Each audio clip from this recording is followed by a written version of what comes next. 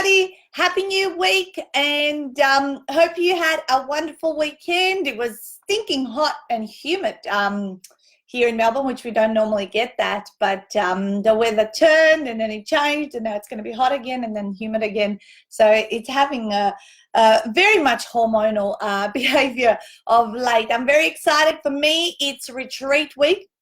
It's our 28th retreat coming up this weekend, where we're going to be helping 17 more authors go through the Ultimate 48 Hour Author Program and start the process, finish their books and get into the publishing journey to completing their books. So today I was thinking about what should I talk about yesterday, and I thought about the differences in how people do business nowadays and how and we've moved so much towards technology and tools that we use to make ourselves more efficient, effective, and I guess future thinking.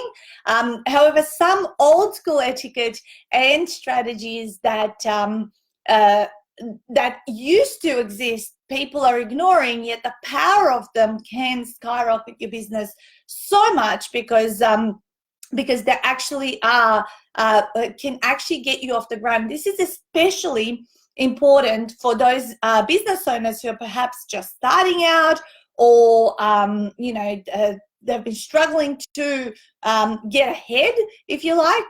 And so I believe in the 10 that I'm going to share with you this morning are the ones that absolutely have revolutionized my business. I do them still consistently, and yes, they're a little bit of hard work, as you can imagine. Not everything needs to go around technology, but I think it's something that perhaps we've forgotten about, and that I would love to remind some of you and actually say, yeah, hey, this stuff still does work. All right, so I'm going to do my sharing in my two groups, and then we're going to get stuck into the list of 10 things. If there is additional ones that you guys do and work really well, then by all means, please post them up, and let's see if there's some other stuff. Let's bring in some old school stuff that that still does work, but people ignore it because it's just so much easier to do the technology stuff, or to do other things that kind of diminish the connection that we should be having between people. So let me just do my little share here, like I normally do. Oh, I could start a watch party. I never know how to do that one, so I'm just going to do what I normally do, and then we're going to get going with the 10. All right. Ooh, that's not it. It didn't paste the right thing. Good morning, Gerda. Great to see you on the call as well. I'll do one more share and we're getting into it. All right, guys, and hope wherever you are, it's beautiful and you're looking forward to an amazing week ahead, as I am. It's always like, just tension as we get ready and pack for retreat, which is all starting today. All right, let's get into it. So today we're talking about the 10 old school etiquette and strategies that will skyrocket your small business, that perhaps some people may have forgotten about, or perhaps they don't want to do because they're a little bit hard to do, or take a little bit more effort and focus. Okay, so in no particular order, good morning, Viv. In no particular order, let's get started. So one thing that I have noticed has changed a lot of late is replying to emails and texts on the same day. So I'm talking about someone requests information of you, or your customer service within your own business. I have found that people don't reply. Pretty much, you send a text message, you could be sending it to air, right? People ignore it. It works differently in different generations, I think. Gen X and and older generations, I think, are pretty good at this. But I think with the onset with technology and the overwhelm of information coming in and hitting our inboxes and phones, and companies are texting us and all that kind of stuff, people are just kind of gone, I just can't deal with this. So I'm going to either not reply or really just, you know, leave it to a point that people are going to really need to, you know, chase me up to get an answer from me. I know how frustrating it is for me.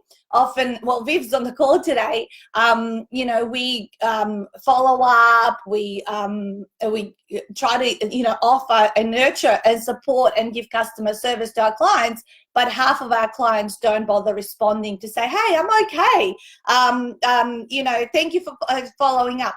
It could be that, you know, reasons of information overload, but many times in the past I have done lives where I have talked about inbox zero, how to manage that information overload, how to get to the things that are most important and stay on top of it all the time. And I talk a lot about this, you know, what to, how to reduce the amount of information that's coming to you, the strategies behind it. If you want, just Google Natasha Denman Inbox Zero on YouTube and you'll find an awesome little live I did on this. But today's conversation is not about that.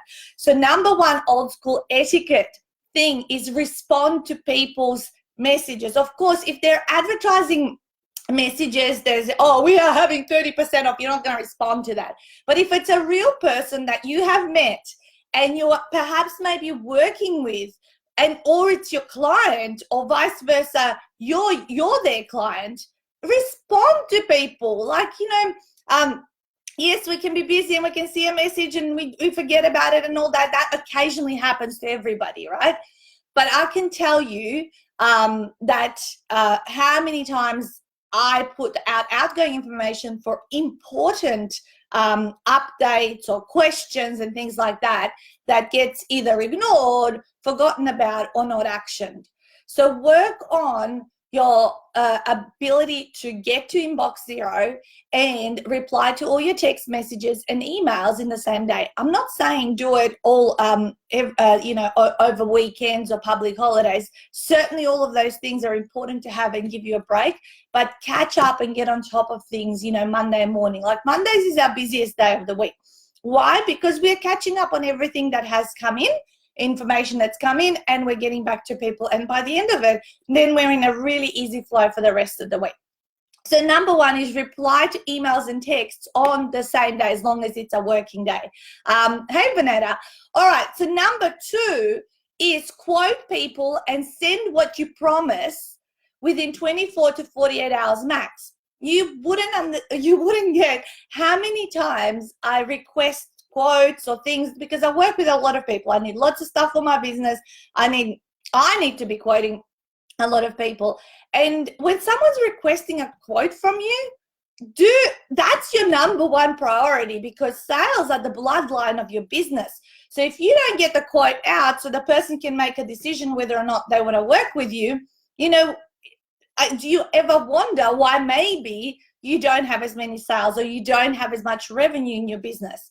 So people have become very lax on quoting. Oh, yes, I'll get back to you. It's like, hang on a second. Someone actually in the business should be on that task, you know, pretty much, you know. I would stop. I will tell you, when I was early in my business and really relied on the opportunities when sales would represent themselves, I would stop my life even if it was weekends. Good morning, Caroline. So I would stop my life because I knew that if I didn't get back to that person, maybe I'll miss out on that opportunity and that sale. And therefore, you know, who knows when the next one would come around. Nowadays, I can certainly reply to people and say, we'll get back to you on Monday or whatever it is, because there's no, you know, desperation or anything like that, because everything flows really, really well. But certainly, even in today, if something comes in, it'll be responded to within those 24 to 48 hours. So quote people, if not instantly within the same day, maximum 24 to 48 hours before you know it. The next thing that's well is that if we don't get so an answer right now, and therefore you'll search out someone else who will perhaps give you that and that quote and get back to you really, really quickly. So really, really important to have someone on the ball. If it's not yourself, but if people are requesting more information and they're interested, that you are onto that straight away. You know, companies that do not quote me within 24 and 48 hours automatically get disqualified, because that's not the way I work. So therefore I go, if it's like this from the very beginning, you know, what's going to happen when I become their customer? You know, am I going to get answers 5 days later or 7, you know, or 2 weeks later? So in anything in life, tradies, you know, business related suppliers, whatever it is, you know, please, please, please do your quoting, get onto that, you know, you drop everything, all your admin, all your other things you have to drop to address when you need to do a quote. Internet is pixelated. I watched the replay. Okay. All right. So number 3 strategy, old school strategy to skyrocket your business is leave your house and go networking face to face.